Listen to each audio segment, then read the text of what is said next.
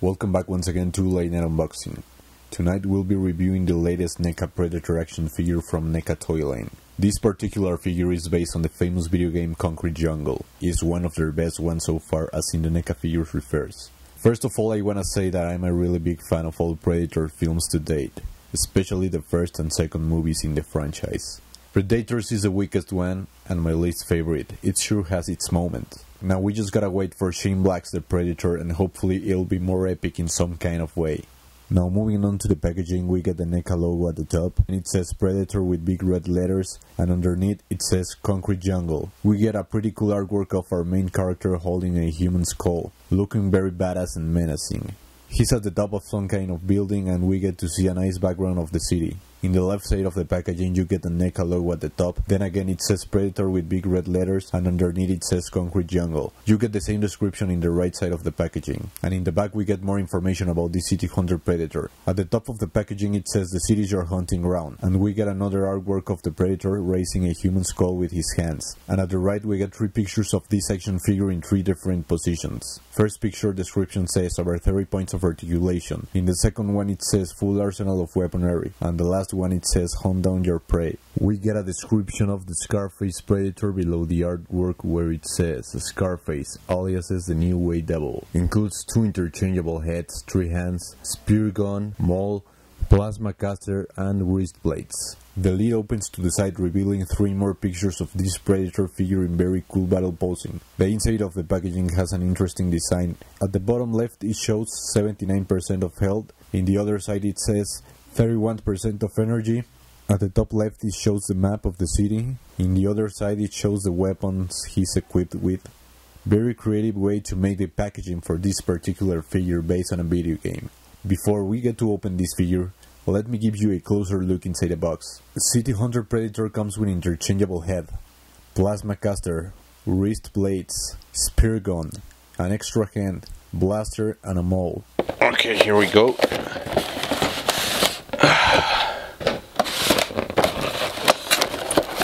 The plasma caster has a nice and detailed sculpt.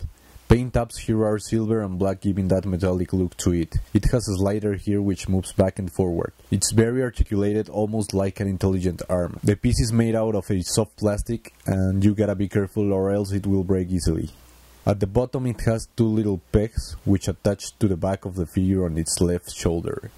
Now the blaster, again the paint tabs are silver and black. It has a little peg hole right here. It plugs into the plasma caster really easy. And this moves back and forward, just like I said previously. This extra hand for the Predator, it's a gripping hand so you can put on a spear gun. It has nice paint tabs, a little peg hole to attach to the arm. The skin colors are yellow with brown, black nails, and it has this kind of armor glow painted in silver to protect its hand. Here we have the unmasked head for the Predator, which comes with mouth open, very nicely sculpted. Man, I'm loving this detailed head so much. It looks so fucking sick. This guy is missing his left eye, but the tattoo there looks very symbolic. You can clearly see his right eye is still intact. The paint tabs on the head are amazing, especially in the forehead and the tattoo. The best part of the head for me is the mouth. I love how realistic it looks. Be careful not to bend it too much or else it can break. Every piece of hair is sculpted separately. It has a little peg hole to attach to the body. Here we have the wrist blades. These 2 pieces plug into the bracelet. These are very iconic weapons for Predators in general. The maul is all painted in silver. I love the way they sculpt this weapon. It looks like a big sword. Be careful where you pose your figure or else it will fall and break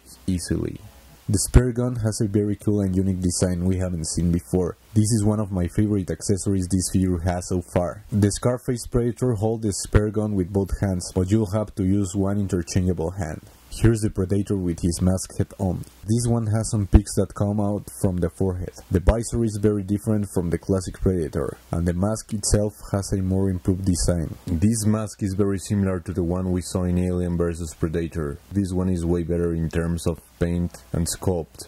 It has a red symbol painted on the left side of the mask. He has a human skull on its right shoulder pad, very similar to the one he's holding in the artwork. And I think this works to intimidate his enemies and victims. Here's where you need to plug the blades. They go inside the 2 peg holes. You gotta be careful while putting them on. Remember, they break easily if you're not careful enough. And there you have it. The figure itself looks way better with the blades on. The bracelet has a lot of cool textures and details with black and silver paint tabs.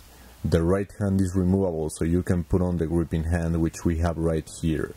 So there you have it, that's how the gripping hand looks on this figure.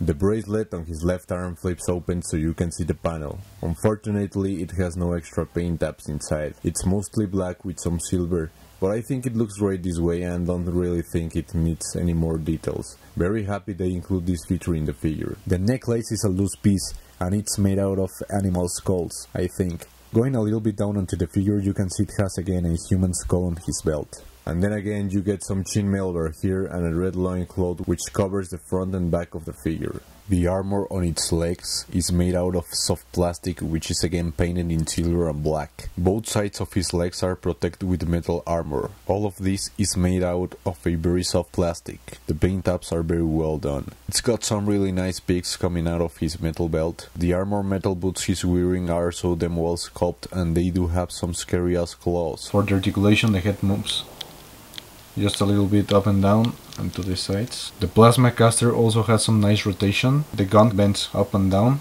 and it rotates from side to side. His arms can move outward that much. It has a bicep swivel, double joint elbows, forearm rotation and rotation at the wrist. It has a diaphragm joint which moves only that much from side to side and a little bit back and forward. It has a weight swivel which can rotate from side to side, real good. His legs move outward that much and he can kick forward. He can kick forward that much. Okay, it has double joint knees on both legs. His ankles can move to the sides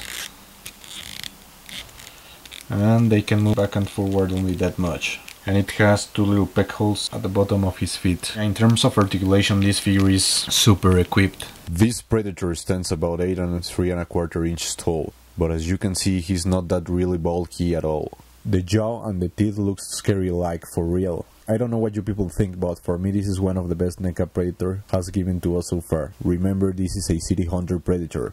So in general, I really like this figure a lot.